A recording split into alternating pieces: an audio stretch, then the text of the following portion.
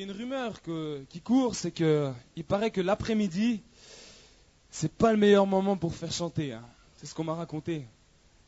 Il paraît que bon, il y en a qui ont tendance à fermer les yeux. Mais bon, nous sommes là encore pour adorer le Seigneur cet après-midi. Amen. Passer un temps ensemble dans l'unité pour adorer et célébrer notre roi. Alléluia. Je vous propose de reprendre ce chant. Veux-tu briser du péché le pouvoir? Car la force est en Christ. Amen. Chantons ensemble, réjouissons-nous pendant un temps. Je vous invite à vous lever, on va se dégourdir un peu les jambes, on va digérer un petit coup. Ok? Et on va se réjouir. Oh, veux-tu briser du péché le pouvoir? La force est en Christ, la force est en Christ. Et si dans ton cœur tu veux le recevoir, la force est dans le sang de... Je suis fort, fort, oui, plus que vainqueur par le sang de Jésus. Je suis fort, oui, plus que vainqueur par le sang de Jésus. Veux-tu braver? Veux-tu braver la mort et l'enfer? La force est en Christ, la force est en Christ. Et Jésus d'un mot fait tomber tous les fers. La force est dans le sang de Christ. Je suis fort, oui, plus que vainqueur par le sang de Jésus. Je suis fort, oui, plus que vainqueur par le sang de Jésus, mon sauveur. Veux-tu marcher? Paul disait aux Athéniens, je vous trouve religieux à tous égards, et moi je vous trouve très courageux.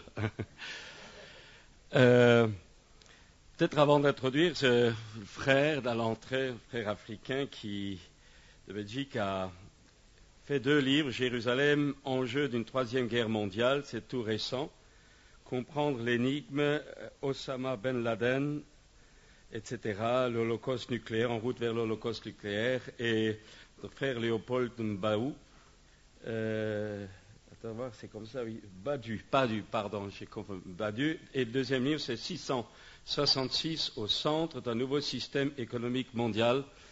Donc, le frère vous attend à la table de publication. Je voudrais vous dire que, après tout ce qu'on a entendu, les uns meilleurs que les autres, hein, je me suis dit, qu'est-ce que je vais bien leur dire qui puisse ne pas trop les surcharger et qui puisse ne pas enlever la semence qui a été jetée de différentes façons. Je pense que vous avez pu le voir, ça a été complémentaire, chacun a un petit peu mis l'accent de son ministère, aussi de ses convictions, hein, et comme dit la parole de Dieu, eh bien on prend ce qui est bon et puis le reste, où là on attend, eh bien on se place devant le Seigneur. Mais je crois que dans l'ensemble, à part des convictions un peu particulières qui sont ressorties sur des points comme ce qu'on a entendu, je crois que dans l'ensemble, ça a été très très bon. Et je voudrais remercier les frères qui se sont décarcassés pour nous présenter ces études. Alors, j'ai dit qu'est-ce que je veux bien leur dire pour à la fois ne pas être long et puis d'un autre côté quand même voir ce que je peux apporter de bon. Alors, je voudrais dire, je sors de 4 années où j'en ai bavé. J'en ai bavé, vous savez, j'ai pendant 50 ans pratiquement, depuis ma conversion, jamais été hospitalisé, jamais été malade, enfin si j'étais malade. Pendant 18 ans, il n'y a pas un médecin qui est rentré à la maison pour montrer, vieux pentecôtiste, la foi, boum, boum, boum. Hein, et même un cachet d'aspirine, je n'en avais jamais pris. Et si vous voulez, en 96, ça m'est tombé sur le rable, quand on a appris que j'ai couché à la dure, perdu en plein Mali, au milieu des coupeurs de route, des pirates. Je me dis, si on m'égorge, je serai plus jamais, personne ne saura où je suis. Donc, je n'ai jamais envisagé d'être bloqué. Et puis, ça m'est tombé dessus, sans rentrer dans les détails, et tombé dessus, je pense que quelque part, bien sûr, ça permet à Dieu de travailler hein, dans la vie. Donc, une fois qu'on s'en sort, on ne regrette pas. Pendant qu'on y est, c'est pas marrant. Et donc, j'ai cherché, épluché, réfléchi, les slogans tout faits, vous savez, bon, ils ont commencé à être moins tout faits. Et puis, j'avais quand même l'impression, je me suis dit, bon, est-ce que c'est mes fréquents voyages en Afrique, pourtant, est-ce qu'il y a quelque part une ouverture que j'ai présentée? Je crois toujours que la maladie est quand même la conséquence du péché, que Dieu est un Dieu de miséricorde, de bonté, il guérit, il pardonne, donc je n'ai jamais considéré la maladie par elle-même comme une bénédiction de Dieu, mais j'avais l'impression que j'attirais sur moi constamment, c'est comme si j'avais un parapluie qui maintenant était troué. J'avais toujours eu la protection de Dieu, je pouvais mettre, il y a des démoniaques qui ont voulu m'étrangler, je pouvais mettre ma tête entre leurs mains, je ne pouvais pas. La protection de Dieu était là. Et à un moment donné, j'ai l'impression que cette protection était totalement, c'est comme si le parapluie était totalement enlevé. Et en même temps, j'avais quand même, non seulement le sentiment, mais des preuves que Dieu était quand même là. Dieu était là, mais dans certaines circonstances, à certains moments, la protection que j'avais auparavant, qui me recouvrait, manquait. Comment je peux vous dire cela? La preuve que Dieu était là, pour vous signaler, je ne peux pas rentrer dans les détails parce que ma femme va me gronder, mais il faut être soumis à son épouse. Vous avez assisté au séminaire ce matin. Et donc, j'ai pris une avalanche incompréhensible. Les médecins eux-mêmes ne comprennent pas. Vous savez, je suis passé entre les plus grands spécialistes et je suis devenu le cas médical, l'expérience, le cobaye un peu même pour les professeurs à Paris. Tout le monde s'est intéressé sur cette situation complètement idiote qui n'avait plus de cause humaine. J'ai même été attaqué par le cancer dans la peau, un truc virulent qui devait finir. Et tout ça, c'est parti les uns après les autres. Comme ça, bam, tombé dessus. Et en même temps, c'est là que je disais, comprenez plus, que j'arrivais à cette position, que ce que je crains, c'est ce qui m'arrive. J'avais été pris dans une tenace, vous savez, le combat spirituel, bon, moi je pense en connaître un petit bout, quoi. L'autorité, prêcher, les vécus, des démons dans la châtée, des malades on a vu des guérisons, donc j'avais l'impression d'être comme nu. Alors, bien sûr, je pense que je ne rajoute pas rien quelque chose sur Dieu. Je pense que la faille était quelque part chez moi, mais en même temps, je réalisais que Dieu faisait un travail dans ma vie qui était sérieux. Alors, quand je dis sérieux, par rapport au feu, l'intensité. Et alors pour vous montrer à la fois ces coups durs et à la fois la présence de Dieu, c'est comme si vous étiez jeté dans l'eau, vous ne savez pas nager, vous êtes précipité dans l'eau, Dieu n'a pas empêché que je tombe dans l'eau, mais au moment où je suis tombé dans l'eau, il y avait une bouée à côté. Toujours comme ça. J'ai fait 3 méningites. Je ne sais pas si vous voyez ce que ça veut dire. Un jour, à une réunion pastorale à Lyon, mal de tête, quelques-uns étaient là. Vers 1h de l'après-midi, ma femme m'a ramené. Je suis tombé évanoui dans la montée de mon escalier, de l'immeuble. J'ai resté 5 heures dans le coma. Je suis sorti. Je pense pas avoir de séquelles. Je m'en suis sorti. Recommencé, marché. Je suis allé au Tchad, je suis allé au Chili, je suis allé en Argentine. Je rentrais, et chaque fois que je faisais des séminaires, des conventions, les problèmes recommençaient derrière l'oreille, des cicatrisations cassées, brisées, de façon incroyable. Alors, je dis cela, ensuite une 2e méningite, ensuite une 3e, totalisée, chaque fois plus rapidement, l'intervention de Dieu se faisait. Mais ce que j'aimerais dire, c'est que donc pendant toute cette période-là, à la fois je réalisais que Dieu était là, que c'était pas simplement le malin, bien sûr, le malin, tout ce que vous voulez, mais qu'il y avait une souveraineté, qu'il y a quand même une souveraineté de Dieu et que Dieu voulait m'apprendre quelque chose, non seulement m'apprendre, mais je pense sincèrement me transformer en profondeur. Et vous savez, quand vous êtes couché, je dis encore cela, quand vous êtes couché à l'horizontale, je ne pouvais plus aller côté de la hanche, en plus de ça qui s'était allé, je ne pouvais pas me mettre sur la droite, je ne pouvais pas me mettre sur la gauche à cause de l'oreille, il fallait que je reste sur le dos. Ça voulait dire, vous savez, c'était mon année sabbatique particulière. Et là, j'avais le temps de regarder le plafond, et au travers du plafond, j'avais le temps de regarder en haut. Et je ne pouvais pas faire autrement, je ne pouvais rien faire d'autre. Et alors là, non seulement, bien sûr, dans ces cas-là, vous êtes comme moi, dans ces cas-là, on passe notre vie en revue, on se retourne, chassette les poches, on regarde tout, on confesse, on culpabilise, puis après on découvre la justice de Dieu en Jésus-Christ, on découvre que ce n'est pas notre justice, ce n'est pas parce que nous faisons bien ou mal. Je suis donc passé par toutes les étapes. Ce que j'avais prêché, je le croyais, mais je ne l'avais pas réalisé en profondeur.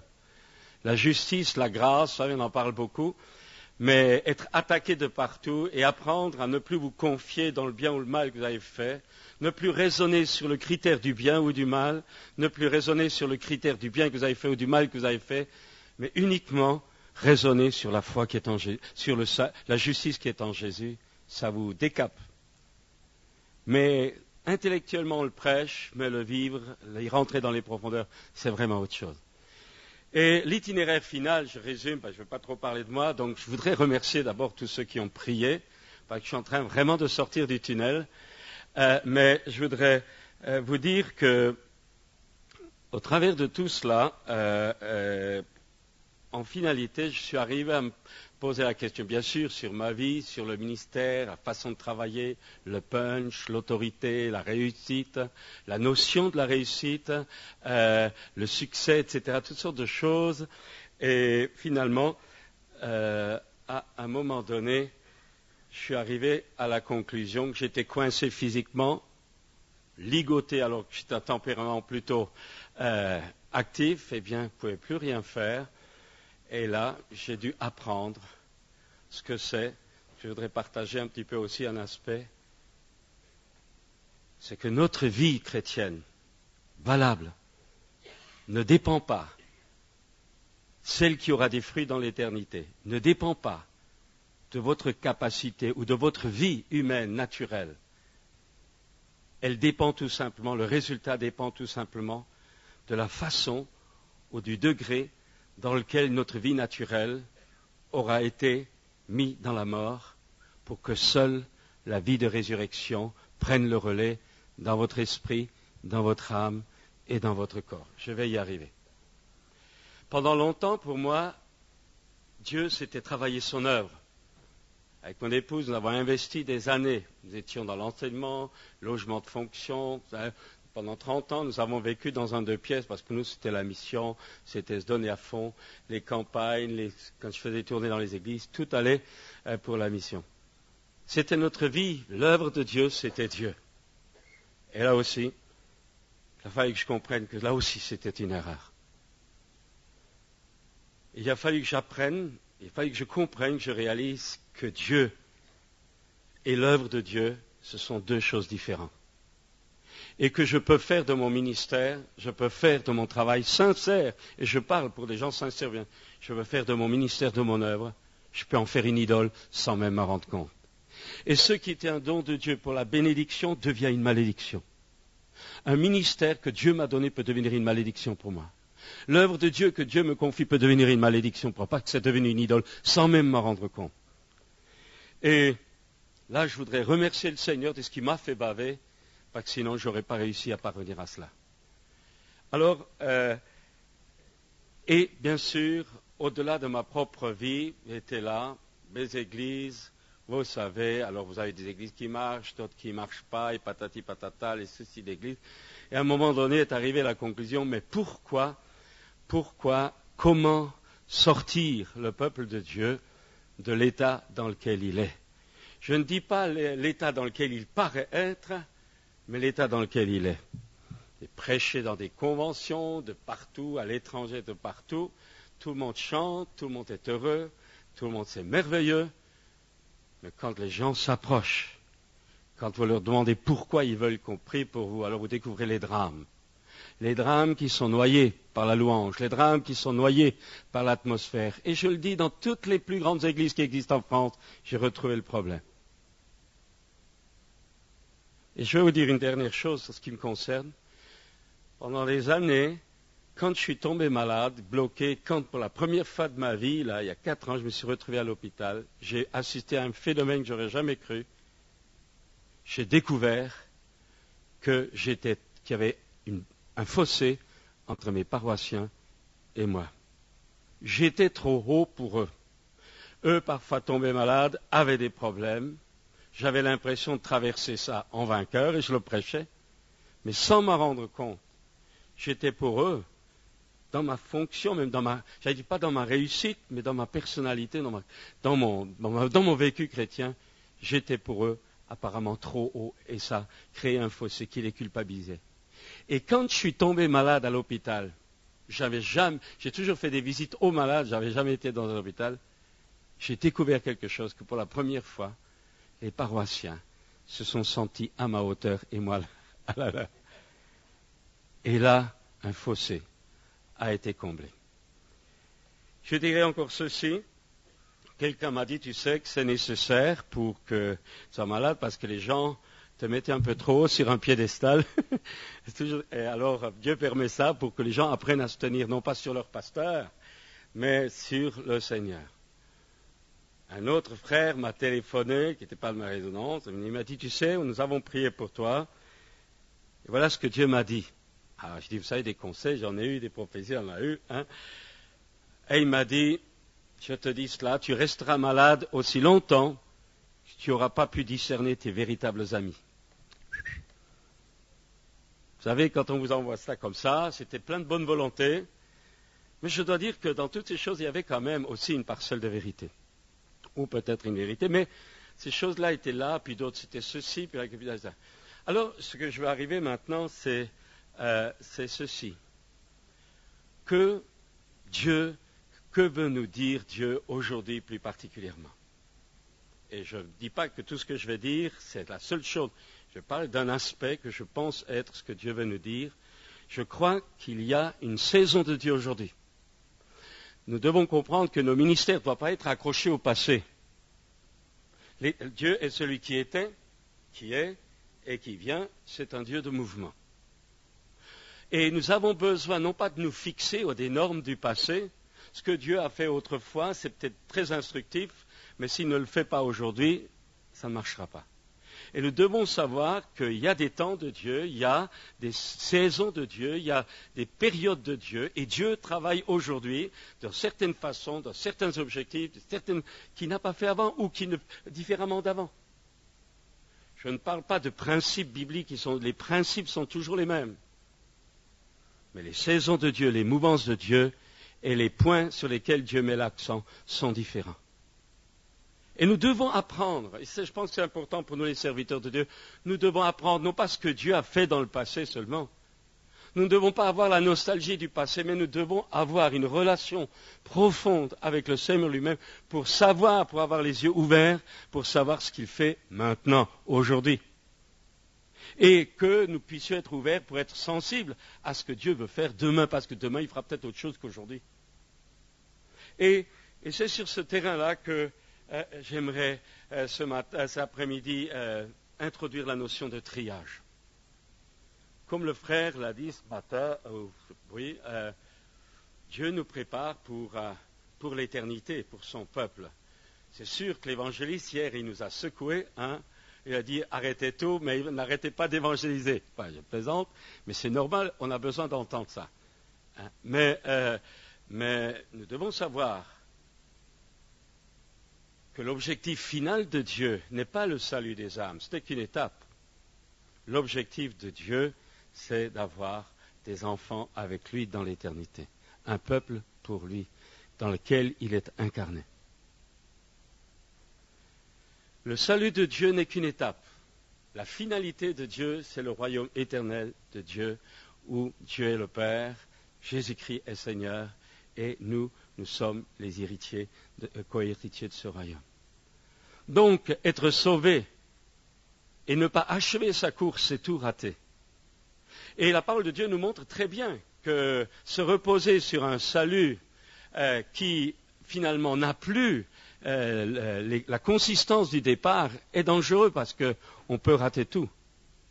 L'apôtre Paul nous rappelle que nous sommes sauvés si nous persévérons, si nous gardons l'évangile tel que nous l'avons reçu. Autrement, dit-il, nous aurions cru en vain. Celui qui persévérera jusqu'à la fin sera sauvé.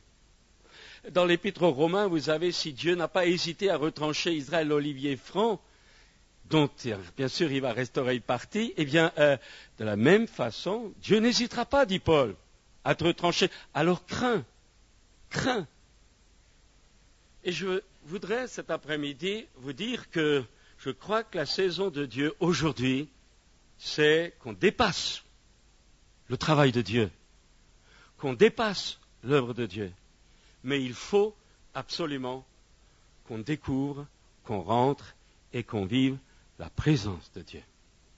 Pas les manifestations de Dieu, pas les dons spirituels de Dieu, pas l'action du Saint-Esprit. Non, ça, on le vit déjà, plus ou moins fort et selon les dons et les charismes que le Seigneur distribue. Mais nous devons connaître Dieu en profondeur. Et c'est là que j'aimerais en arriver dans quelques instants. La parole de Dieu nous montre qu'il y a un triage. Il y a un triage pendant notre vie. Notre vie nous prépare à l'éternité. Nous ne travaillons pas pour un monde présent, actuel, puisque nous savons que ce monde va passer par le feu. Nous travaillons pour un royaume éternel qui ne passera pas. Et s'il y a des étapes encore dans ce monde, notre finalité est dans l'éternité où toutes choses seront faites nouvelles. Notre cité à nous est dans les cieux. Attachez-vous aux choses d'en haut. Et nous devons faire attention à une théologie qui nous attire toujours vers le bas. Devons faire attention à un matérialisme évangélique qui nous fait perdre cette notion du sacrifice qui accepte tout, parce que notre cité n'est pas ici-bas, mais elle est là-haut dans la gloire. Si nous n'avons pas la vision prioritaire de l'éternité, nous refuserons certains sacrifices dans la vie présente. Si nos priorités sont faussées, nous n'accepterons pas certaines contraintes que l'engagement du disciple nous appelle. Alors, la parole de Dieu nous montre que notre vie est un triage. Vous le savez aussi bien que moi. Et je dirais que la première chose peut-être que j'aimerais souligner, c'est celle-ci. La Bible nous parle d'un reste, un reste d'Israël. Là, il y a eu des réactions l'autre jour avec le frère qui a eu des gens qui sont venus le voir. Il n'a pas eu le temps de bien expliciter, mais c'est clair que, si vous voulez, nous ne sommes pas des judaïsants. Ce n'est pas parce que nous pratiquons la foi juive que nous sommes sauvés. Aussi longtemps qu'un juif n'est pas converti, il est perdu et il ira en enfer. Ça, c'est clair. Un seul nom a été donné parmi les hommes par lesquels nous serons sauvés. Et il y a des chrétiens qui idolâtrent littéralement Israël. J'ai connu des chrétiens qui disent c'est pas la peine d'évangéliser les juifs, ils sont sauvés. Non, ils ne sont pas sauvés. Ils sont perdus. Sinon, tout ce que Paul a fait aurait été inutile. Mais la Bible dit qu'il y a des promesses géographiques pour Israël. Il y a des promesses pour la ville de Jérusalem. Il y a des promesses pour un reste qui, lui, se convertira, qui se tournera vers celui qu'ils ont percé, au travers de tribulations. Ce reste qui doit lui aussi passer par la régénération, par la nouvelle naissance, et qui sera dans le cadre du peuple juif, descendance juive, héritera des promesses faites à Abraham en ce qui concerne son peuple naturel. Pas tous les juifs, les enfants d'Abraham par la foi, mais par la foi en Jésus. Et puis il y a l'Église de Jésus-Christ, comme cela nous a été rappelé. Nous, en tant que païens, l'apôtre Paul dira à Pierre, mais pourquoi forces-tu les païens à judaïser? Non, il ne faut pas. Nous ne sommes pas juifs. Moi, je suis alsacien. Et je n'ai pas besoin de devenir juif, je n'ai pas besoin de judaïser. Je suis sauvé par la foi dans mon Seigneur. Mais nous prions pour Israël. Nous connaissons les promesses pour Israël. Nous connaissons l'héritage et la rébellion au plan de Dieu. Mais la priorité par excellence, c'est que nous devons prier pour la conversion des Israélites. Parce que 45% des Juifs sont athées ou dans l'occultisme. Ça, c'est le drame. Et vous pouvez faire toutes sortes de bons vœux, s'ils ne se convertissent pas, ils fileront en enfer tout enfant d'Abraham naturel qu'ils sont. Et rien ne changera les choses. Donc, vous voyez notre amour pour Israël, notre amour pour les promesses, je dirais, au travers d'Israël. Nous n'idolâtrons pas Israël, nous aimons Dieu et nous aimons ceux à qui il a fait les promesses, parce que le salut vient des Juifs. Alors, si nous les aimons vraiment, nous devons tout faire pour les évangéliser. C'est le meilleur moyen d'aimer quelqu'un.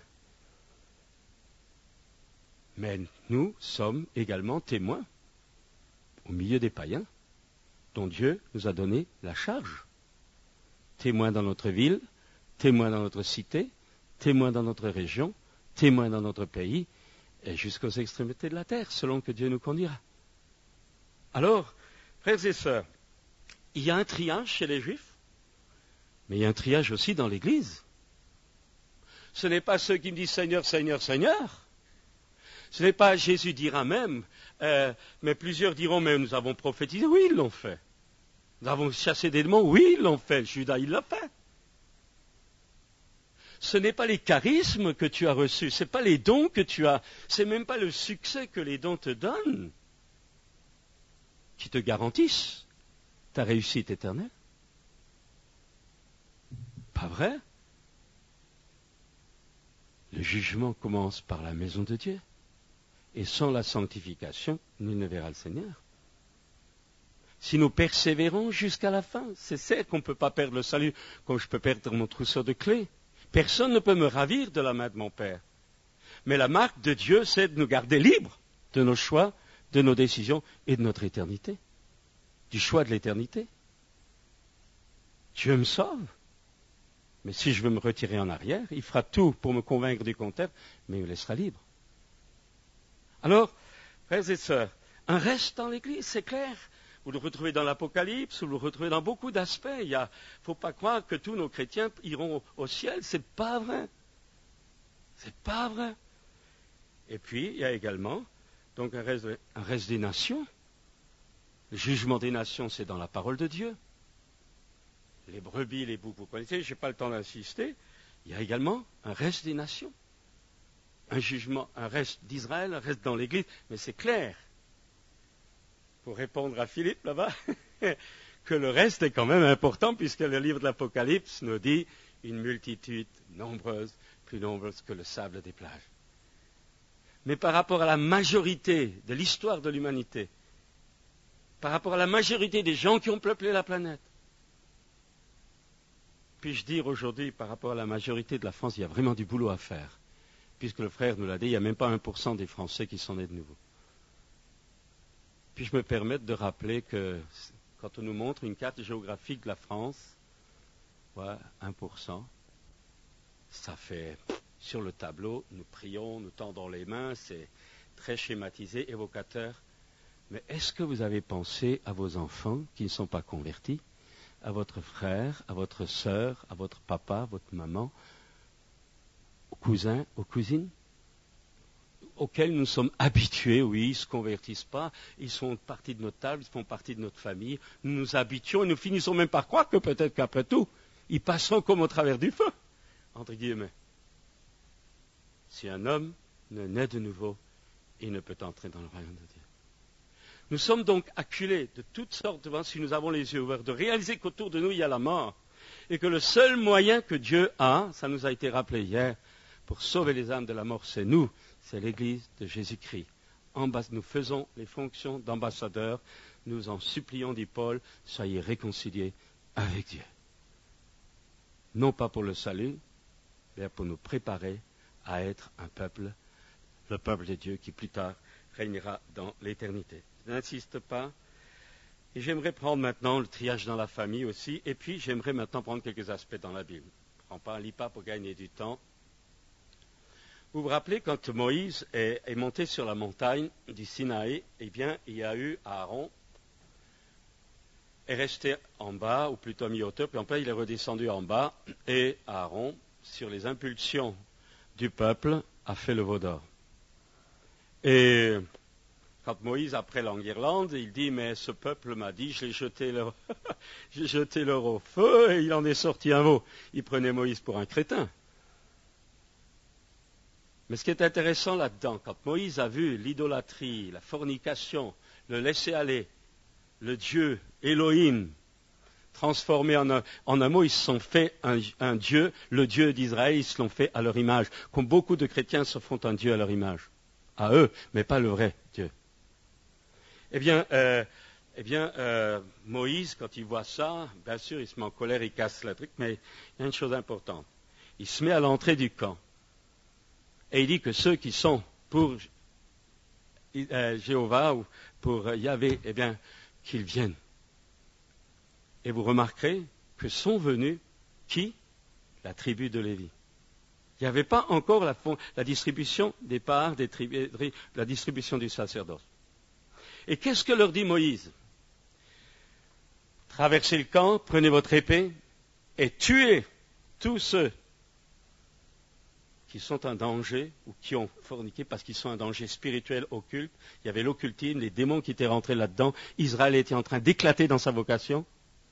Et tuez sans tenir compte si ce sont vos enfants, si c'est votre père, votre mère, etc. Franchement, vous croyez qu'il n'y avait pas des parents qui aimaient autant leurs enfants que vous pouvez aimer les vôtres? Vous croyez qu'il n'y avait pas un mari qui peut aimer sa femme que vous aimez la vôtre? Ou vice-versa? Ils sont allés. Ils ont tué plus de 3 milliers de personnes, je ne sais plus trop combien. Et la plaie s'est arrêtée. Et ça s'est arrêté. Plus tard, quand il y a eu la distribution de l'héritage, c'est cette tribu-là qui a été choisie. Pas au hasard. Parce qu'à un moment donné, un moment important de la vie, ils ont choisi le bon choix. Et ils ont été mis à part pour servir le Seigneur. En un mot, ces gens-là, qui n'avaient pas le Saint-Esprit comme dit, ont mis Dieu avant leur famille, ont mis Dieu avant leurs enfants, ont mis Dieu avant leurs parents, ont mis Dieu avant leurs amitiés personnelles avec les autres. Et j'aimerais le dire, vous retrouvez le même message dans le Nouveau Testament. Celui qui aime son père, sa mère, frère, ses sœurs, ses enfants, plus que moi, ne peut être mon disciple. Mes frères, mes sœurs, on nous a entraînés dans un évangile à l'eau de rose qui n'a plus rien à voir avec le véritable évangile du triage de Dieu. Et je le dis, combien de parents sont prêts à abdiquer tout de peur de perdre la relation avec leurs enfants? Et le résultat n'est pas probant. Je vais vous dire quelque chose. Quand un homme vient à l'église et que sa femme est contre, je dis que ce gars-là, c'est très rare, quand la femme est opposante, que l'homme gagne la partie. Si c'est la femme, c'est elle qui gagnera la partie, c'est elle qui réussira dans l'église. Mais si c'est un homme, il abdique, tôt ou tard. Sauf ce qui arrive, il y en a quand même. Ce que je veux dire, ces gens-là, pourquoi ont-ils accepté de tuer parfois peut-être leurs propres enfants? Nous parlons de discipline, d'autorité, d'émission des pères, comme ce matin. Est-ce que vous vous rendez compte que quand un enfant déshonorait par son comportement ses parents, il devait l'amener à la porte si eux-mêmes n'arrivaient pas à discipliner la chose? Maintenant, on voit les parents qui cachent, qui couvrent, et après, quand le scandale éclate, tout le monde pleure. Un choix, un triage jusque dans la famille. Mais pour éviter ce choix, pour éviter ce triage, on est tombé dans un humanisme. Dieu est bon. Dieu est miséricordieux. Dieu est bon. Dieu est miséricordieux. Et vous savez, quand vous êtes coincé, vous avez le temps de réfléchir. Je pose la question à chacun d'entre nous. La Bible dit que Dieu est bon. Si méchant comme vous êtes, vous savez donner de bonnes choses à vos enfants, à plus forte raison, votre Père céleste. Donc Dieu est bon. Dieu est miséricordieux. Troisième point, Dieu veut que tous les hommes soient sauvés et parviennent à la connaissance de la vie. Dieu connaît les affres de l'enfer, de la perdition. Il veut que tous soient sauvés. Donc il y a une réalité, Dieu est bon. Et en même temps, votre Bible et la mienne disent dans la bouche de Jésus, large est la porte qui mène à la perdition. Étroite est celle qui mène au salut. Et il y en a peu qui le trouvent. Alors je me suis dit, parce qu'on a le temps quand même, quand des fois on n'a rien à faire, on a le temps de réfléchir. Je dis, comment ça se fait que Dieu, qui est si bon, qui veut que tellement de gens soient sauvés, est si exigeant sur l'étalon de mesure par lequel il faut passer pour être sauvé? Pourquoi? étroit est le chemin. Et dans notre système de foi chrétienne aujourd'hui, Dieu est tellement bon, on nous a tellement noyés avec ça, qu'on a une fausse image de Dieu. Parce que votre Bible et la mienne dit que si Dieu vient au milieu de nous en personne, on va être raide par terre. Personne d'entre nous ne peut voir Dieu et vivre. Notre nature ne peut pas supporter la réalité de Dieu. Nous supportons les manifestations, nous supportons les dons, nous supportons les miracles, nous supportons les guérisons. Je veux dire quelque chose. Les dons spirituels, les guérisons, les miracles, les onctions, en réalité, satisfont notre nature humaine, charnelle. Mais quand Dieu vient dans sa gloire, alors là on fuit. Parce que vous ne pouvez pas. Vous pouvez vivre dans une atmosphère de réveil. Vous pouvez vivre avec des manifestations de Dieu, tout le monde est dans la joie. Mais le changement profond, la repentance profonde, ne vient en profondeur que par une révélation de la personne du Père, dans ce qu'il est, un Dieu de gloire. Et j'aimerais rappeler cet après-midi que notre Dieu, ce n'est pas le bon papa gâteau, je suis désolé. Dieu est bon, mais la Bible, le Nouveau Testament dit que c'est quelque chose de terrible que de tomber entre les mains du Dieu vivant, c'est écrit. Et nous devons retrouver la vision de la gloire de Dieu. Pas une gloire fabriquée, Dieu. Non, la réalité de cette vraie gloire de Dieu qui dépasse sa stature, dépasse l'univers. Dieu est illimité, il est omnipotent. Mais vous remarquerez que dans la Bible, tous ceux qui ont une rencontre profonde sont tombés par terre. Puis-je dire ceci? Une réunion d'onction, de miracles, de guérison produit la joie, mais ne change pas les gens en profondeur. À part, il y a toujours bien sûr des exceptions parce que certains sont conduits à la repentance et là ça marche. Mais ce que j'aimerais inciter cet après-midi, c'est une chose d'avoir du succès dans nos églises, dans notre ministère, parce que Dieu nous a donné des dons. C'en est une autre quand Dieu descend dans nos églises, quand il y a une habitation de Dieu dans notre église. Là, les choses changent. Vous n'avez plus besoin de pondre des règlements sur règlements, un esprit de contrôle. Vous n'avez plus besoin de ça. Pourquoi? Et j'en arrivais là. Parce que les gens, à ce moment-là, ont une relation personnelle, profonde, avec le Seigneur lui-même. Ils ne font plus des activités évangéliques d'évangéliser, ils ne font plus des activités évangéliques sociales. Ils sont dans la présence du Père. Et quand le Père vient, il y a la paix dans la maison. Et pourquoi y a-t-il tellement de problèmes dans l'Église? Parce que le Père n'y est pas. Je ne dis pas que nous n'avons pas le salut. Mais la gloire du Père, la présence du Père, l'habitation du Père nous manque. Et je dois dire que après tous les pépins qu'on a pu vivre, et aussi dans l'Église, j'ai l'impression c'est comme si un raz-de-marée est venu sur nous, on a tout connu. Ça a commencé par brûler l'Église, mais en fait ça finit autre chose. Bon, je ne rentre pas dans les détails. Aujourd'hui, je dis, Seigneur, il faut que tu viennes, il faut que tu descendes au milieu de nous. Jésus a dit, non pas pour avoir une super Église, non pas pour gagner des âmes, non pas pour avoir du succès, non pas pour avoir de la réussite, non pas pour être rassuré devant Dieu, mais parce que c'est la finalité à laquelle Dieu nous a prévus, c'est-à-dire la faveur de Dieu. Si quelqu'un m'aime, a dit Jésus, mon Père l'honorera, nous viendrons à lui et nous ferons notre demeure chez lui. La demeure, plus seulement la manifestation, c'est vrai que le Saint-Esprit est venu en nous par la nouvelle naissance. Mais le Saint-Esprit a pour vocation de mettre Christ en nous. Christ a été donné pour que nous recevions le Saint-Esprit, et le Saint-Esprit nous est donné pour que Christ soit formé en nous. Et le royaume de Dieu, c'est un royaume relationnel. La Trinité, les germes de la Trinité, Père, Fils, Saint-Esprit, la communauté de la Trinité, nous rentrons, nous les chrétiens, dans la Trinité même, dans la famille de Dieu même. Et la marque du royaume, la réalité du royaume de Dieu, la manifestation du royaume de Dieu, c'est pas d'abord les signes, les prodiges, parce que je connais des gens qui ont tout ça et qui sont vraiment, on dirait qu'ils ont été baptisés dans du vinaigre. Mais la réalité du royaume, c'est la relation que nous démontrons les uns avec les autres. Parce que Dieu est un Dieu de relation dans sa Trinité. Alors, la relation n'est pas le résultat de règlements, de principes à suivre. La relation, c'est tout simplement le résultat de la communion du Père. Parce que notre Père est un Père de relation. Et j'en arrive à ceci. Vous avez Élie.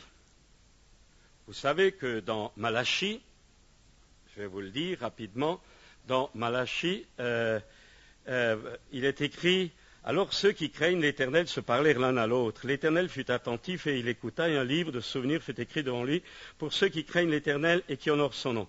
Ils seront à moi, dit l'Éternel des armées, ils m'appartiendront au jour que je prépare. J'aurai compassion d'eux comme un homme a compassion de son fils qui le sert.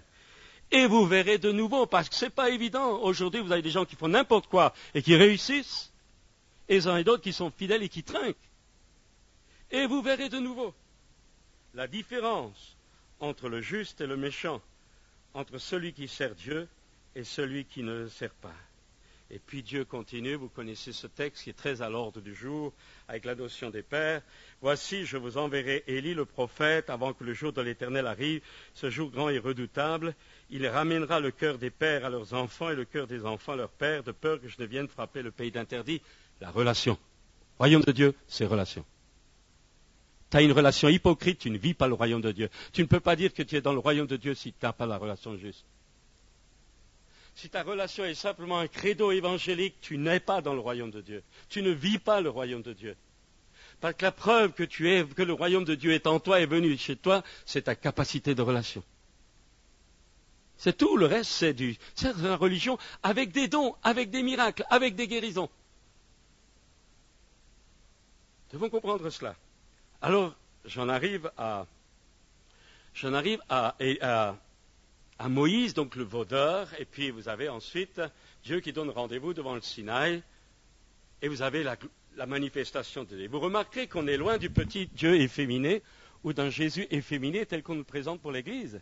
Et il faut faire attention à beaucoup de cantiques, parce que, je dis, il faut aussi que des hommes écrivent des cantiques. Hein. Parce qu'on a l'impression, à un moment donné, maintenant ça va peut-être mieux, mais on a l'impression, à un moment donné, c'était que les femmes dans l'Église qui faisaient des cantiques. Je ne nie pas, c'était inspiré. Mais vous ne pouvez pas demander à un homme de chanter du matin au soir des cantiques féminins faits par des femmes parce qu'ils se féminisent. La stature masculine, c'est aussi autre chose. Il faut les deux. Et là, Moïse, donc, il y a rendez-vous devant le Sinaï, et là, Dieu se manifeste. Des tonnerres, des éclairs, des tremblements. Et vous remarquerez, tout le monde n'est pas là, alléluia, gloire à Dieu. Les gens ont la trouille. Ils ont peur. Et une réelle révélation de Dieu vous communique la trouille. Ésaïe, malheur à moi.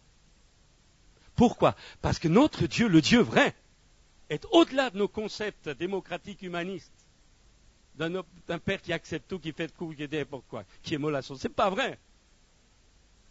Vous devez comprendre que Dieu est le garant. Votre Bible et la mienne disent que Dieu est le Père, il n'est pas la mère, on vous a été dit ce matin. Ça veut dire quoi? Ça veut dire le garant de l'autorité, de la virilité, de la protection. Et j'en arrive. Si nous avons une fausse notion de l'amour, comme l'a dit le frère hier soir, nous n'aurons plus de repères en ce qui est juste et bien. Si n'importe qui dans l'Église peut faire n'importe quoi et qu'il faut l'aimer quand même, ou qu'il ne faut rien dire, eh bien, les gens ne comprendront plus, tôt ou tard, ce qui est bien et ce qui est mal, puisque nous avons toléré le mal, alors que votre Bible et la mienne dit « ôtez le méchant du milieu de vous ».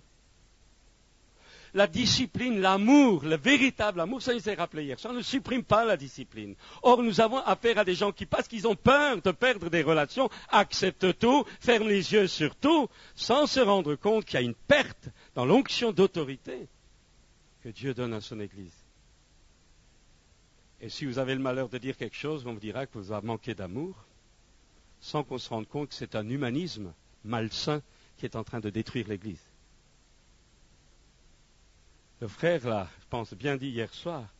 Mais alors, Dieu apparaît dans sa puissance, dans sa gloire, dans sa personnalité réelle, pas celle qu'on s'est fabriquée au travers de dessins, de tableaux ou de raisonnements. Les gens ont peur et vous remarquez une chose. Les gens disent, Moïse, toi tu vas aller, tu vas parler avec Dieu, puis tu vas nous dire ce qu'il te dit. Alors que le but de Dieu, c'était quand même que eux soient un royaume de sacrificateurs. Le but de Dieu, c'est que chacun puisse connaître Dieu, parce que c'était quand même la promesse déjà pour l'avenir, mais c'était Dieu voulait ça. Un peuple à lui qui le connaisse personnellement. Dieu ne voulait pas d'une caste religieuse qui dit au peuple ce qu'il faut faire. Non, il a été obligé. Ce n'était pas son but. Va, Moïse, sois l'intermédiaire, en un mot, décarcasse tout, parce que Dieu, là-dedans, c'est dangereux, son truc-là. Et Moïse était le rapporteur. Je vais aller loin maintenant. Quelle est votre conception du ministère? Moi, je suis tel ministère.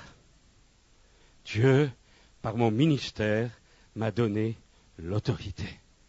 L'autorité inhérente à mon appel, à mon ministère, à ma fonction, à mon champ de travail.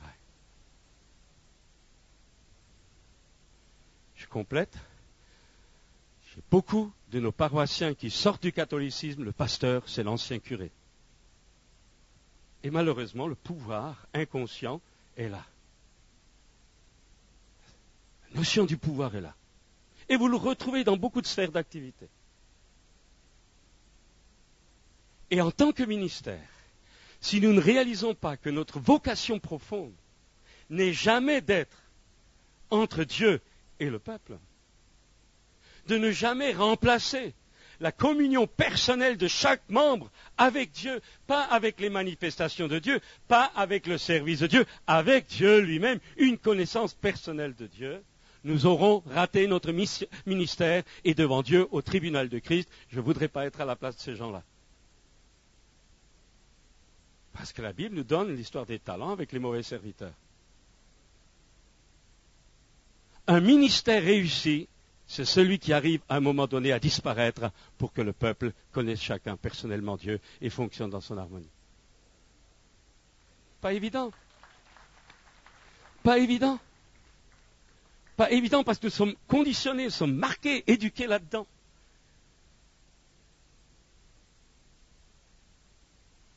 Moïse, tiens-toi entre Dieu et nous.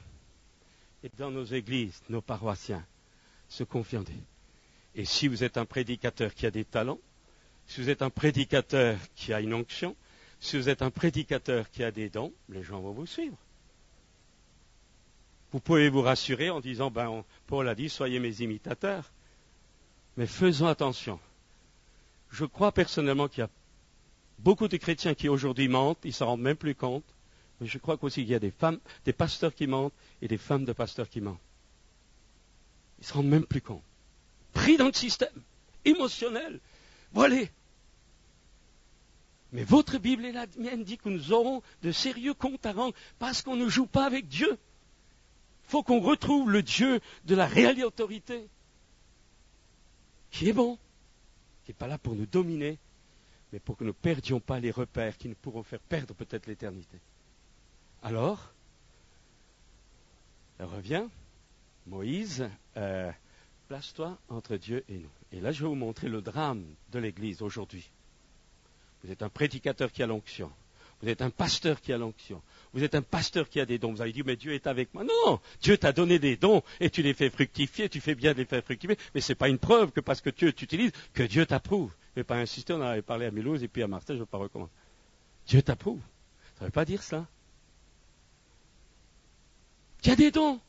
Tu as une église, tu as peut-être une œuvre qui marche bien. Pourquoi? Parce que tu as des charismes. Ces charismes t'ont été donnés. Tu attires les gens parce que tu as les dons.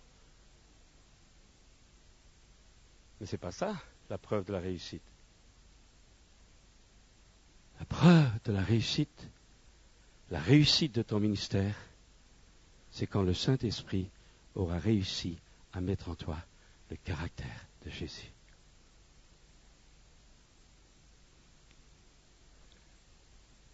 Et pourquoi nos gens circulent? Je ne dis pas que de temps en temps, une bonne convention, une bonne rencontre pour nous stimuler, c'est très bien. Mais pourquoi nos chrétiens circulent-ils beaucoup de plus en plus maintenant? Je vais vous le dire. Parce qu'ils voient chez tel prédicateur tel don, chez tel autre telle onction, dans telle église ceci, dans telle église cela, dans telle église... Et les gens foncent. Ils sont attirés par l'onction, ils sont attirés par le prédicateur, ils sont attirés par le charisme, ils sont attirés par le succès. Mais en réalité, sans même qu'ils s'en rendent compte, ils sont attirés par leur propre satisfaction. C'est encore leur ego qui cherche de la nourriture.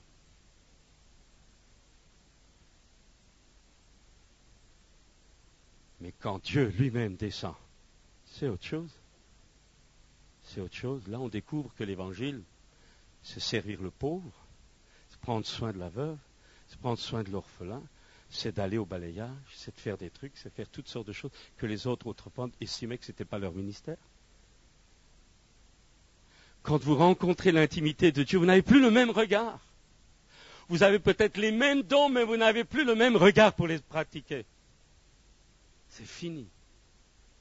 Et je vais arriver à un autre aspect de cela.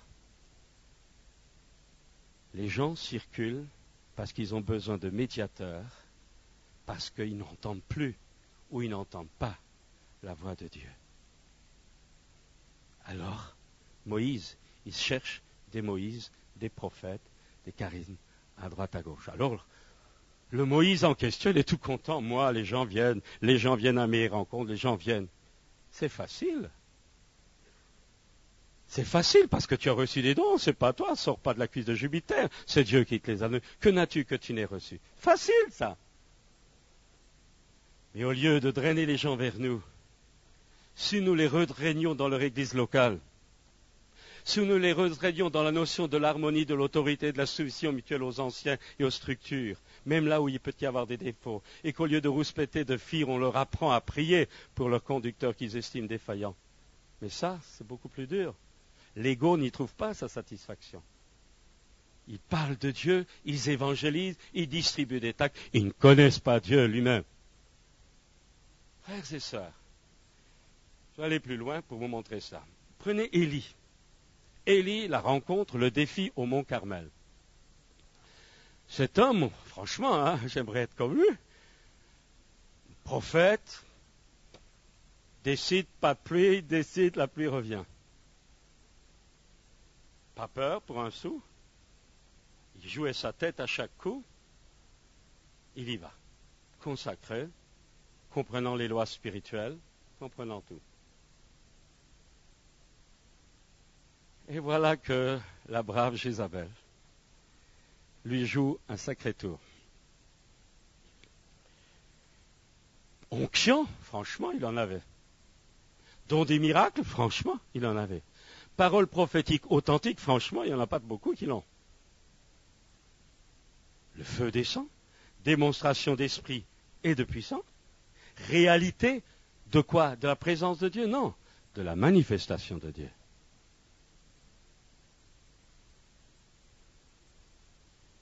Il tue les prophètes de Baal et d'Astarté. Akab retourne chez lui, va pleurer dans le giron de sa femme, et puis elle envoie un mot à Élie, et dit que Dieu me traite dans toute ta rigueur si demain soir tu n'as pas quelques centimètres de plus petit. Et qu'est-ce qui se prend? La peur, puissance qui est venue sur lui. Dépression est venue sur lui. Un ministère quel qu'il soit, et un ministère prophétique a des moments de dépression très forts.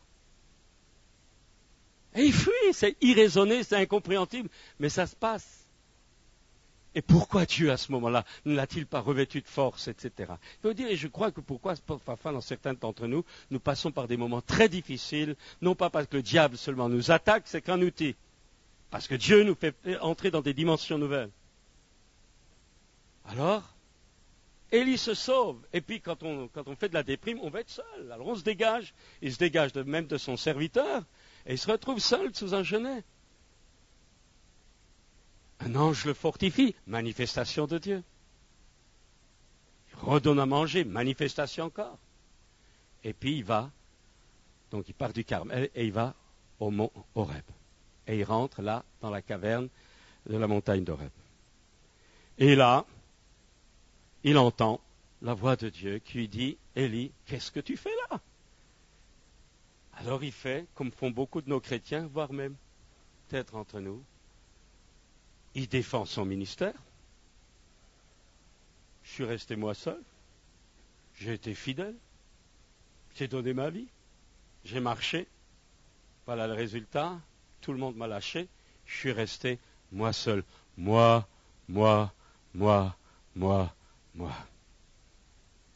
Et le moi, franchement, dans l'église, il est très fort. Alors, Dieu lui dit, puis il se passe donc le phénomène, tout à coup, tremblement de terre, vent violent, tonnerre, tout ce que vous voulez, et la Bible dit que Dieu n'était pas là-dedans. Puis il y a enfin un murmure doux et léger. Alors là, on sent, Élie sent que maintenant, c'est plus les manifs, c'est Dieu lui-même. Et là, il s'enveloppe. Et de nouveau la voix. Élie, qu'est-ce que tu fais là? Alors, de nouveau, il défend son ministère. Je suis resté moi seul, j'étais fidèle, tous t'ont abandonné, j'ai combattu devant l'Éternel, etc., etc., etc. Franchement, si ça vous est jamais arrivé, je vous le souhaite de tout mon cœur, il n'y a que ça qui nous transforme en profondeur réellement. Alors, qu'est-ce qui se passe? Qu'est-ce que Dieu va lui dire? Mon pauvre petit Élie, on va te faire une cure d'âme, une relation d'aide. On va chercher le spécialiste du coin ou d'ailleurs. On va bien soigner ton ego. On va te consoler, passer la main dans le dos pour que vraiment pauvre petit garçon, t'es vraiment méprisé, t'es vraiment rejeté. Les gens sont vraiment ingrats. Oh, mon pauvre gars. Dieu qui est bon ne fait pas ça. Et je pense qu'on détruit la formation de Dieu chez certains en leur passant la main dans le dos alors que Dieu nous demanderait de ne pas le faire. Alors, qu'est-ce qu'il fait? Qu'est-ce que Dieu lui dit? Là, ça va changer. Nouvelle dimension au travers de sa turpitude. Dieu lui dit, ça se trouve dans 1 Roi 19, je vais le lire pour ne pas me tromper. Dieu lui dit ceci. Après le tremblement de terre, un feu. L'Éternel n'était pas dans le feu. Après le feu, un murmure doux et léger. Quand Élie l'entendit, il s'enveloppa le visage de son manteau et il sortit et se tint à l'entrée de la caverne. Et voici une voix lui fit entendre ces paroles. Que fais-tu ici, Élie? Il répondit, j'ai déployé mon zèle pour l'Éternel, le Dieu des armées, car les enfants d'Israël ont abandonné toute ton alliance, ils ont renversé tes autels et ils ont tué par l'épée tes prophètes. Je suis resté moi seul. Et il cherche à monter la vie. Où est ta protection? De temps en temps, il faut honnêtement se poser la question. Quand Élisée a pris le relais d'Élie, il a pris le manteau, il a dit, où est le Dieu d'Élie? Il ne faut pas se gargariser en disant que le Dieu est là. De temps en temps, il faut dire, ça il reste que tu es réellement là. Il faut avoir le courage, parce que ça nous permet de nous rattraper. Alors il dit, il répondit, je déployais le zèle, etc. L'Éternel lui dit, va. Alors écoutez bien maintenant la réponse pédagogique de Dieu, pas la réponse pédagogique, le plan de Dieu, parce qu'Élie devait être préparé pour le plan de Dieu, pas pour lui-même, pas pour la réussite de son ministère. Et l'Éternel lui dit, va, reprends ton chemin par le désert jusqu'à Damas, et quand tu seras arrivé, tu oindras Hazaël pour roi de Syrie, tu oindras aussi Jéhu, fils de Nimshi, pour roi d'Israël, et tu oindras Élisée, fils de Shaphat, d'Abel-Méhola, pour prophétiser à ta place. Et il arrivera que celui qui échappera à l'épée de Hazaël, Jéhu le fera mourir, celui qui échappera à l'épée de Jéhu, Élisée le fera mourir. Mais je laisserai en Israël, et Dieu lui dit quand même, c'est moi qui fais la comptabilité, mais je laisserai en Israël 7000 hommes, tous ceux qui n'ont pas fléchi les genoux devant Baal et dont la bouche ne l'a point baisé. Élie, ministère de puissance. Élie, ministère prophétique. Élie, ministère d'opposition à la puissance du malin, et Élie qui ramène les cœurs, qui essaye de ramener les cœurs. Et là, dépression finie, il demande même la mort. Et c'est dans cet état-là qu'il commence enfin à être prêt à changer de ministère, ou plutôt à entrer dans son vrai ministère. Et c'est là que je vais vous arriver aussi sur un des points. Qu'est-ce que Dieu lui dit? Tu vas repartir? Tu vas repartir? Reviens en arrière. Tu oindras Jéhu, fils de Nimshi pour roi d'Israël. Tu oindras Élisée, prophète, à ta place. Je souligne ta place. Hein, et Hazaël pour roi de Syrie. Et là, je voudrais partager une vérité que j'ai compris quand j'ai été bloqué. Vous n'êtes pas suffisant, mon frère, ma sœur. Je ne suis pas suffisant. Mon ministère est beaucoup trop limité pour accomplir la vocation dont je sens l'appel au fond de moi. Tu ne pourras jamais accomplir la totalité de la vocation pour laquelle Dieu t'a appelé. Ça, c'est un drame d'incompréhension. Et Élie a dû comprendre. Et Dieu lui dit, je t'ai appelé, je n'ai pas oublié. Mais maintenant, tu vas retourner et tu vas oindre 3 autres gars avec des fonctions bien précises. Roi d'Israël, roi de Syrie et Élisée pour prendre ta place. Ça voulait dire quoi? Ce que toi, tu n'as pas encore eu le temps, ni les moyens, ni la plénitude pour le faire, 3 autres vont rentrer dans ton appel et vont faire ce que toi, tu n'as pas pu faire encore et que tu n'as pas fait. Mais toi, tu vas les oindre. En un mot, et comprenez bien cela, le vrai père, ce n'est pas le paternalisme là, bourgeois. Le discipolat, ce n'est pas de la domination émotionnelle, affective. Qu'est-ce que c'est que le vrai paternalisme? Qu'est-ce que c'est qu'un vrai père? Et Élie a dû comprendre ça. Dieu lui dit, tu vas partir et tu vas oindre 3 gars. Et un même à ta place. Ce ministère que je t'ai donné, tu vas en oindre un autre qui va prendre le relais.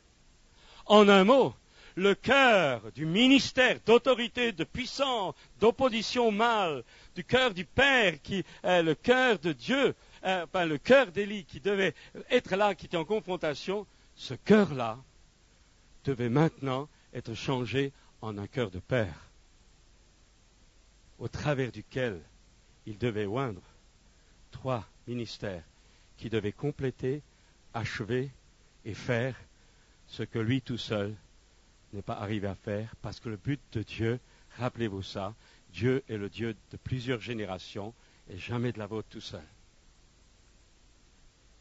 Et là, nous pouvons comprendre une des raisons de l'incompréhension, du manque de bénédiction, du manque de plénitude. Et Élie est reparti, il a oint Élisée. Et Élie lui-même n'a fait que oindre Élisée.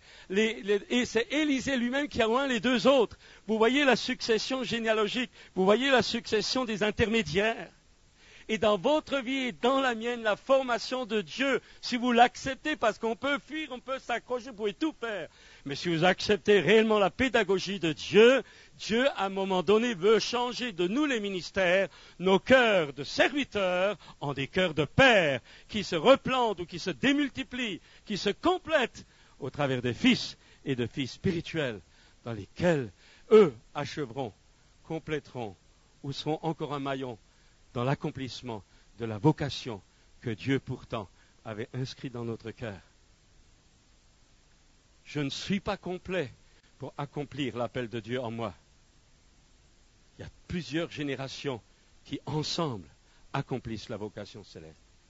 Et j'ose le dire, un ministère réussi, c'est celui qui a réussi à mettre le plus de gens comme enfants spirituels dans l'œuvre de Dieu.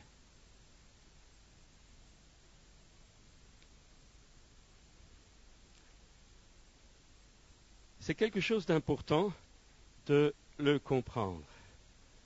Je voudrais dire ceci encore. Je terminerai par là. J'ai dû passer par, excusez-moi de parler de moi, mais je parle avec ma petite expérience, vous en ferez ce que vous voudrez.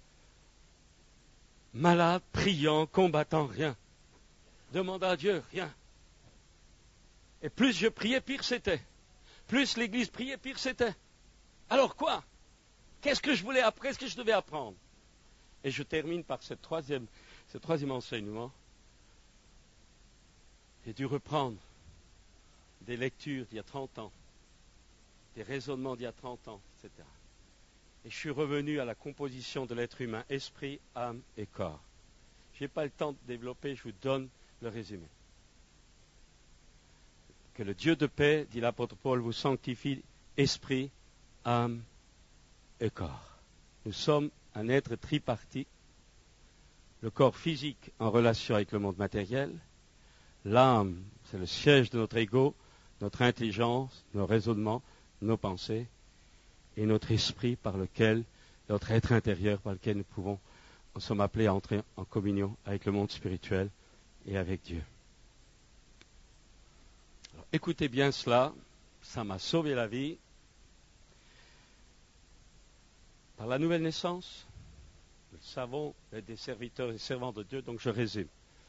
Par la nouvelle naissance, nous sommes régénérés, notre être intérieur est régénéré par la parole et par l'Esprit de Dieu. Né de nouveau, c'est notre être, notre esprit, notre être intérieur qui était mort et qui est régénéré, qui revient à la vie.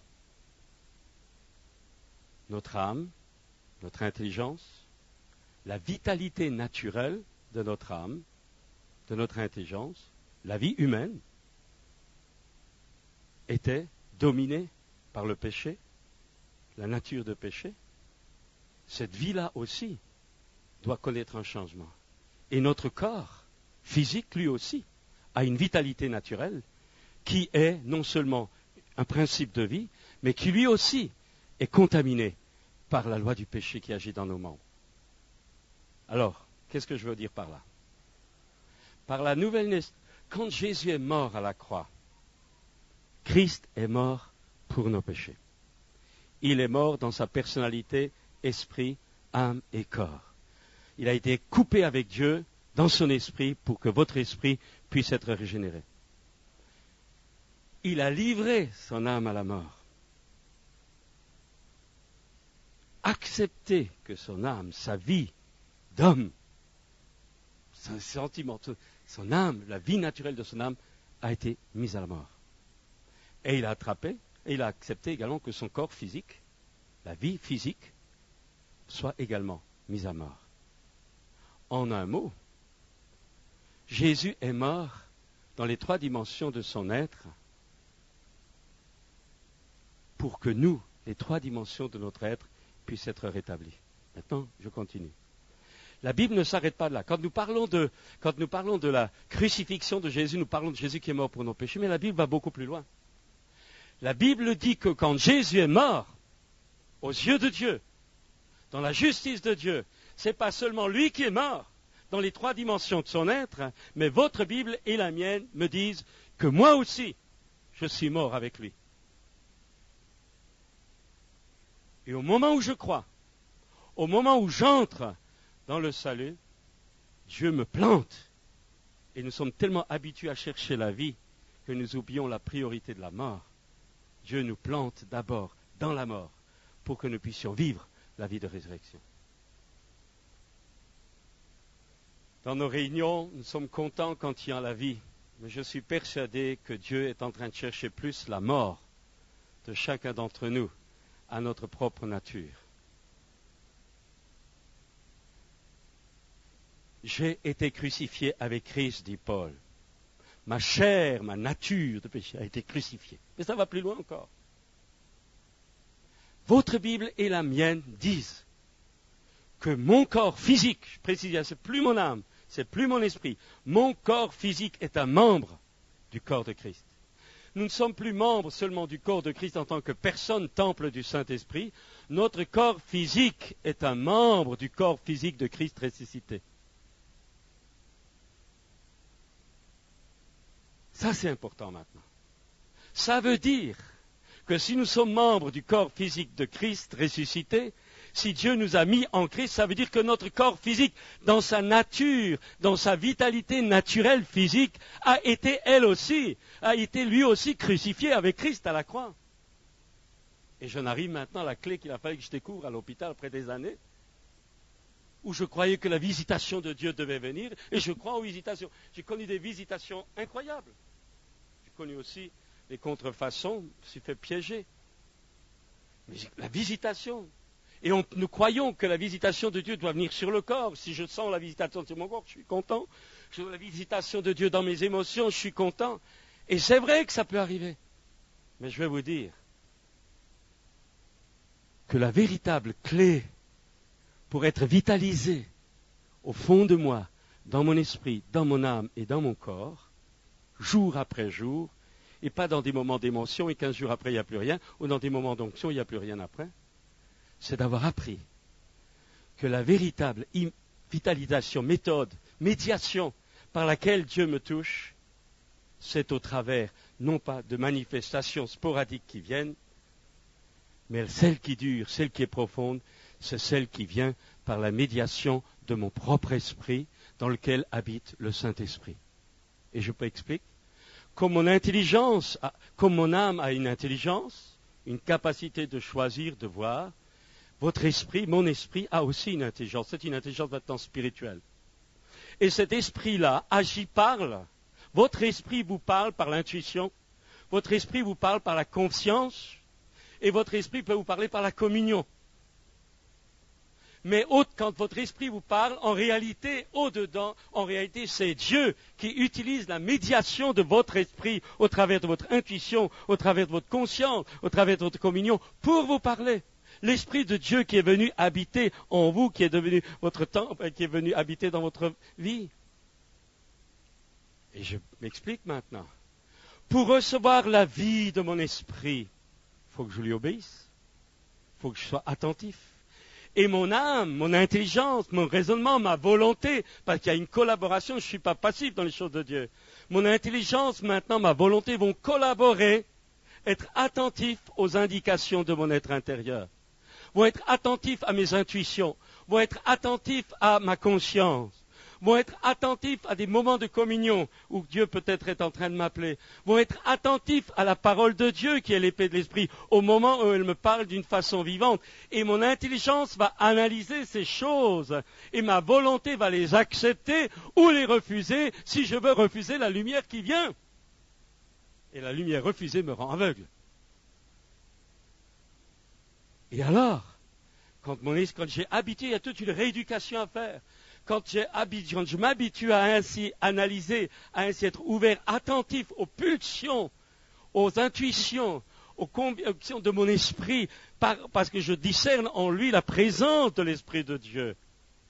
Alors écoutez-moi bien, jour après jour, instant après instant, je laisse le Saint-Esprit, au travers de mon esprit, me parler, me diriger, me nourrir, m'édifier, me fortifier,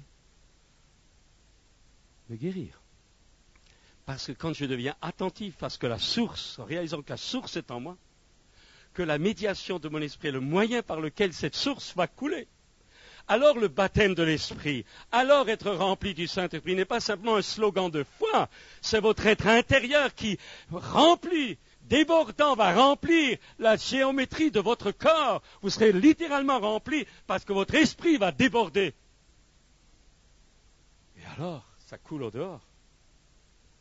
Mais alors, marchons jour après jour par l'Esprit de Dieu, faisant mourir par cette compréhension des choses les actions du corps, dit Paul, progressivement ou subitement ou soudainement, selon la méthode de Dieu, mon corps physique malade, mon corps physique faible, ma nature, ma vitalité naturelle qui chez certains est très fort et chez certains d'autres est très faible. Ma vitalité naturelle, je ne la regarde plus, je ne compte plus sur elle, je ne demande pas à Dieu de me fortifier dans ma vie naturelle. Ça a été crucifié, mais maintenant j'apprends, faible ou fort, j'apprends à compter sur la nouvelle vie spirituelle, émotionnelle de l'âme et la nouvelle vie du corps de Christ dans mon propre corps. Changement, remplacement.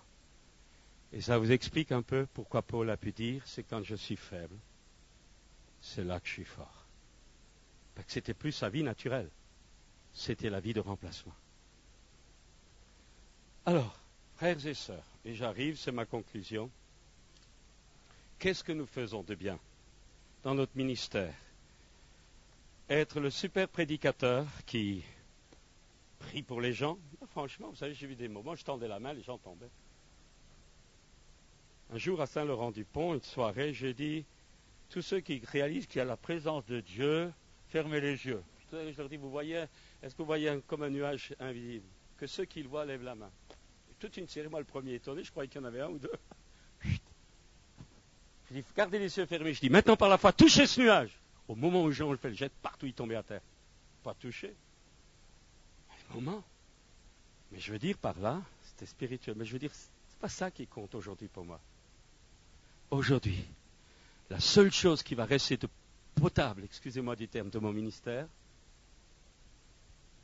c'est ce que j'aurais pu mettre en relation directe, personnelle et profonde avec le Seigneur lui-même. Non avec la rivière, l'eau de la rivière, avec la source. Ça, c'est la réussite. Parce que, à ce moment-là, les gens seront réellement libres. Ils seront plus sous notre tutelle, ils ne feront pas des divisions pour autant parce que s'ils connaissent Dieu, ils vivent la relation. Mais si nous avons des divisions, c'est que les gens suivent des règlements, mais ils n'ont pas la vie. Frères et sœurs, et ça m'a sauvé la vie dans mon corps. J'ai découvert ça dernièrement, je l'ai réalisé dernièrement. Et constamment, quand je prêchais 2 jours après, ça éclatait.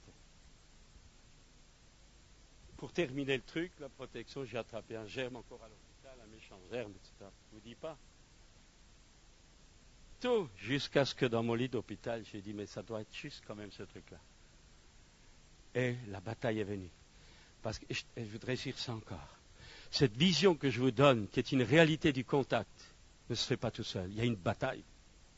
Parce que la maladie vient du diable. Parce que le mal vient du diable. La souffrance vient du diable. Dieu permet pour nous former. Donc nous n'avons pas à être passifs, nous n'avons pas à plier les chines. Nous nous soumettons à Dieu, oui. Nous acceptons la pédagogie de Dieu, oui. Là où elle nous amène à la crucifixion, oui. Nous acceptons de renoncer, de mourir à nous-mêmes, oui. Nous acceptons de redonner notre ministère, oui. Mais nous n'acceptons pas de dire que Dieu veut que je sois malade. Ce n'est pas vrai. Pourtant, ça y est là. Peut-être que certains seront infirmes jusqu'à la fin de notre vie. Il y a une souveraineté de Dieu dans l'accomplissement. Mais il est clair que dans l'éternité, il n'y en aura pas. Puisque notre corps corruptible ressuscitera incorruptible. Mais la maladie et la mort, c'est un ennemi. Donc je résiste, mais plus. Et là, vous pouvez comprendre la conclusion.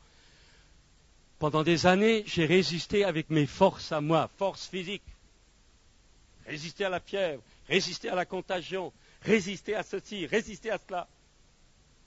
Il a fallu que je n'arrive plus à résister physiquement pour que j'apprenne qu'il fallait que j'apprenne à utiliser une autre vie que ma vie naturelle.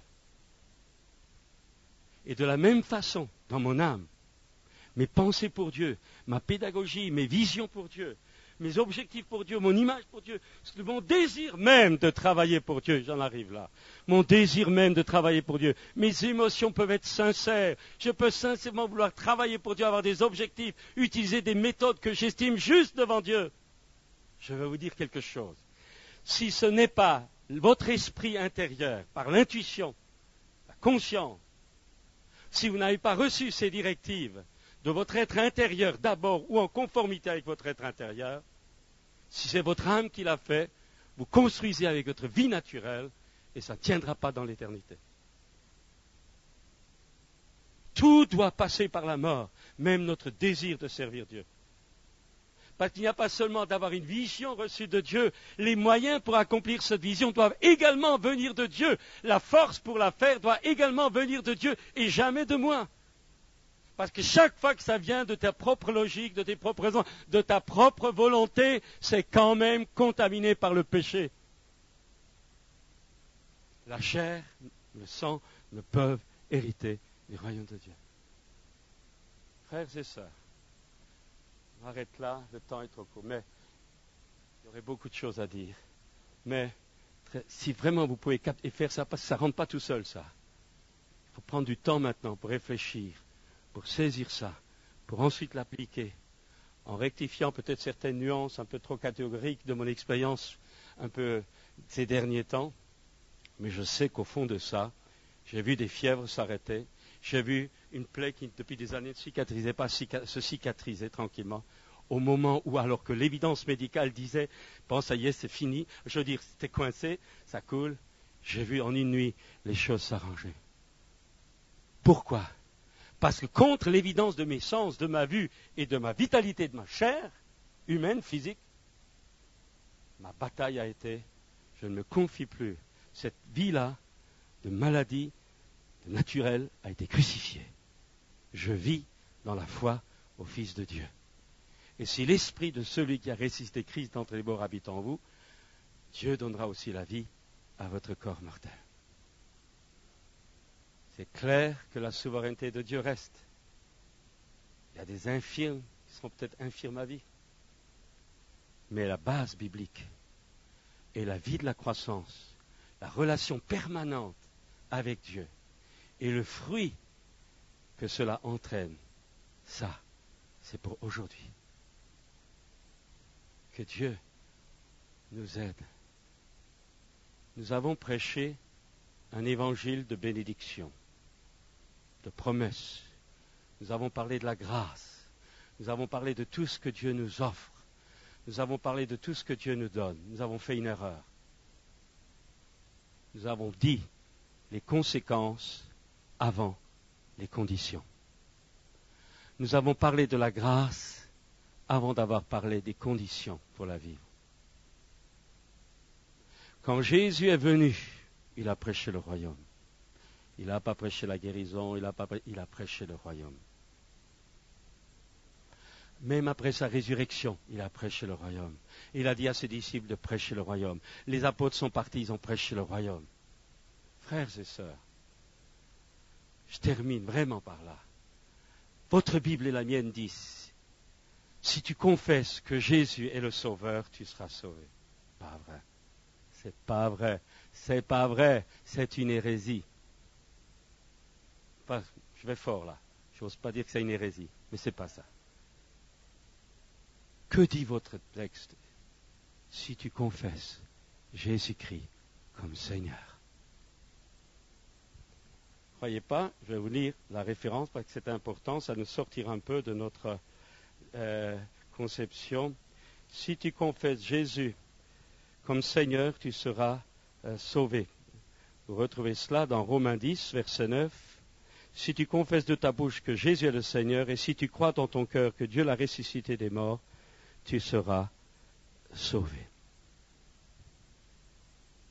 Ce n'est pas dit si tu confesses Jésus comme le Sauveur, si tu confesses Jésus comme Seigneur. Et le royaume de Dieu vient dans ta vie, non pas parce que tu veux un sauveur, parce que tu veux être béni, parce que tu veux une épouse, parce que tu veux un salaire, parce que tu veux être guéri. Le royaume de Dieu vient de différentes façons, mais si le résultat n'est pas pratiquement Jésus accepte, que tu acceptes, que nous acceptons Jésus comme Seigneur, mais pas la vérité. Le royaume de Dieu, c'est accepter la seigneurie de Jésus-Christ sur toute notre vie. Et quand on voit aujourd'hui les chrétiens qui font ce qu'ils veulent, quand ils veulent et où ils veulent, et je vais vous dire quelque chose. L'autre jour, pour une équipe de pasteurs, ils m'ont reconnu qui sont là. Pour la plupart, c'est moi qui les ai amenés au ministère, c'est moi qui, certains d'entre eux, la plupart sont venus au salut par le Seigneur au travers de mon ministère. Et dans l'ensemble, sans jamais prononcer le nom, pour la plupart, je suis un peu leur ministère apostolique paternel. Et je dirais, ça veut dire quoi? Alors, on parle de réseau apostolique, on parle de ministère apostolique, ça veut dire quoi? Le galon, le truc, ça c'est encore la vieille méthode du curé. Qu'est-ce que c'est? C'est la relation. La relation de confiance, la relation d'affection, la relation de fidélité, la relation de loyauté et le respect du champ de travail ou d'autorité ou de sphère spirituelle que l'un ou l'autre a reçu.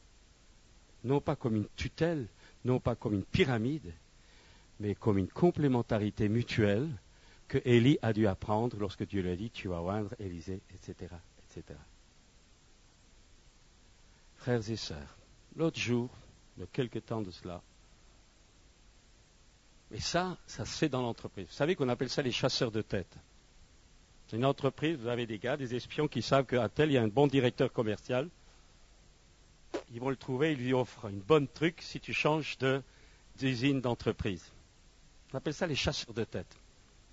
Ben, je vais vous dire, des chasseurs de tête, on en trouve dans l'Église.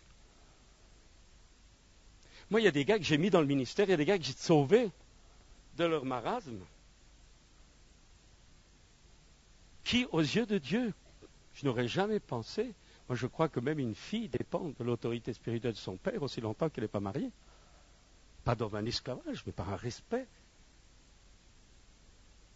Eh bien, je vais vous dire, je n'aurais jamais osé aller capter quelqu'un d'autre qui dépend d'une sphère d'autorité paternelle, qui dépend d'une sphère d'autorité. J'aurais jamais embauché quelqu'un. Et dans mes propres églises annexes, quand j'ai confié l'église à un jeune ministère, j'ai coupé les relations familières avec certains, sauf avec des vieux ouvriers, des couples avec lesquels on a travaillé pour Dieu depuis des années. Pour éviter que le jeune ministère trouve une concurrence en tant que, dans mon cas, d'aîné. Mais aujourd'hui, beaucoup de pasteurs sont copains, les uns avec des paroissiens, passent le poil dans le dos, passent la main dans le dos, on les trucs. On coupe les séparations et le jour où il y a une crise dans l'église, ben les pauvres gars, ils héritent l'affection des gens. Oh, lui, il me comprend. Des chasseurs de tête dans l'église. Pourquoi ça? Pas en train de râler, maintenant je m'y suis fait. Pourquoi? Parce qu'ils n'ont pas compris la valeur de la famille des générations spirituelles. Parce qu'ils n'ont pas compris le respect du don de Dieu dans un ministère. Parce que le travail passe avant la noblesse des actions. L'œuvre de Dieu passe avant. Et bien je vous dis, moi je soupire, non plus à une priorité d'œuvre de Dieu, mais je soupire, et je crois que c'est le soupir de Dieu, à ce que de nouveau, nous ayons une relation, non pas d'œuvre, mais une relation de ministère, avec une noblesse, une façon de nous comporter, qui nous compléteront, nous nous aimerons, nous nous pardonnerons dans nos erreurs inconscientes, parce qu'on a tous fait des erreurs. Et je ne suis pas en train de faire un reproche. Je suis simplement en train de dire, il faut aller plus loin maintenant. Seigneur, étends ta main. T'en prions. Étends ta main sur nous. Étends ta main sur l'équipe des ministères qui sont encore là et ceux qui partent et ceux qui sont en route pour rentrer chez eux. Tu vois, tout ce que nous avons entendu dans cette pastorale, eh bien, nous ne voulons pas continuer peut-être dans certaines ornières, mais nous voulons aller de progrès en progrès. Nous voulons, Seigneur, nous voulons voir ta gloire. Nous ne voulons pas nous arrêter à tes manifestations. Nous ne voulons pas nous arrêter à tes grâces. Nous ne voulons pas nous arrêter à tes dons. Seigneur, nous voulons, comme Moïse, te dire, fais-nous voir ta gloire. Fais-nous voir ta gloire. Moïse avait vu les miracles de Dieu, mais il voulait plus. Il avait faim de Dieu. Seigneur, tu nous aides à donner à nos paroissiens la faim de Dieu. Pas la faim des manifestations de Dieu, la faim de Dieu lui-même. Seigneur, que comme une biche altérée, dit ta parole, nous voulons crier à toi, nous crions à toi, afin que tu descendes dans nos églises. Nous ne voulons pas seulement te voir te manifester ou bien ou peu dans nos églises. Nous voulons que tu viennes habiter. Nous voulons que nos assemblées soient une habitation de Dieu. Nous voulons que nos vies, nos foyers soient une habitation de Dieu. Viens habiter au milieu de nous, Seigneur. Père, nous t'en prions. Tu es le Père de ton peuple. Tu es notre Père, non pas d'autre. Dans l'Esprit Saint. Et nous te disons que nous avons besoin de toi. Nous avons besoin de toi, Seigneur. Nous avons besoin de toi, non pas pour nous servir ou parce que nous sommes tout simplement malades, ou peut-être parce que nous avons besoin pour notre Église d'une visitation pour réussir. Non, nous avons besoin de toi parce que te connaître toi, c'est la vie. Nous voulons la vie, Seigneur. Nous ne voulons pas seulement des manifestations de ta vie, nous voulons ta présence. Nous voulons ta présence, Seigneur. Il faut que tu viennes, Père. Il faut que tu viennes parce que ça ne peut pas continuer comme ça. On ne se rend même plus compte de la situation dans laquelle se trouve le corps de Christ. Il faut que tu viennes enlever les œillères, il faut que tu viennes enlever les écailles, il faut que tu viennes enlever la séduction, il faut que tu viennes enlever l'aveuglement. Seigneur, il faut que nous nous retrouvions et il n'y a qu'en toi que nous pouvons le faire. Parce que quand le Père vient, les enfants arrêtent de se disputer. Oh, viens. Oh, viens. Oh, viens. Oh, viens. Puis-je vous demander de vous lever un instant? Oh, viens. Propose de lever vos mains vers le Seigneur. Et si bon, je me rends bien compte, il faut que ce soit l'Esprit qui le fasse, et il le fera au moins dans les jours qui viennent, parce que c'est nos prières à tous, mais si vous voulez adhérer à cela, en enlevant, en passant par-dessus les imperfections, peut-être les exagérations de mes convictions un peu trop fortes, laissez la paille, prenez simplement ce qui est bien. Il faut dire, Seigneur, moi j'en veux. Moi je veux que tu viennes, toi, dans mon église, dans mon foyer, dans mon ministère. Je veux disparaître, hein, mais je veux que toi tu sois vu. Alors si simplement, vraiment, vous voulez le faire, je peux vous demander tous de vous approcher devant pour que nous soyons près les uns des autres. Je vous invite à sortir des rangs, à venir devant. Et on va se tenir devant, ensemble devant Dieu. Et on va demander, on va vraiment, pendant un court moment, vraiment demander à Dieu. Et je vais demander au pianiste de revenir ici. Oh, on va vraiment, Seigneur, sortez des rangs. Je vous demande, si vous ne voulez pas, ne pas adhérer, restez à votre place, mais pour ceux qui en veulent, venez là. Venez, approchez-vous très près. Et je vais descendre mieux d'où, je ne veux pas avoir l'impression de haut là, parce que sinon, approchez-vous, pour laisser la place aux autres là. Oh Seigneur, il faut que tu viennes. Oubliez-moi maintenant, oubliez tout. Et maintenant, fermez les yeux, ou faites comme vous voulez, mais regardons au Père. Parce que c'est vrai, on prie Jésus, on prie le Saint-Esprit, mais votre Bible et la mienne dit que la finalité, c'est le Père. Alors il faut peut-être revenir un peu là aussi, aller au-delà de la pleine dimension paternelle dont on nous a parlé ce matin. Oh mes amis, oh mes amis, oh mes amis, oh j'ai soif de ta présence, Seigneur. Tu le connais. On va le chanter. Pendant que nous chantons, oubliez tout le reste. Et maintenant, un acte de volonté, par la foi maintenant, pénétrer. Parce que la Bible dit que les Israélites ont eu peur au mont Sinaï. Mais nous avons accès au trône de la grâce. Approchez-vous avec assurance, parce que le sang de Jésus nous couvre. Approchez-vous avec assurance du trône de la grâce, sachant que nous trouverons miséricorde. Dieu est bon et que nous serons secourus dans tous nos besoins. On a la possibilité de s'approcher. Alors on va le faire. J'ai soif de ta présence divin, chef de ma foi, dans ma faiblesse immense, que ferais-je sans toi? Chaque jour, à chaque heure, oh, j'ai besoin de toi, et viens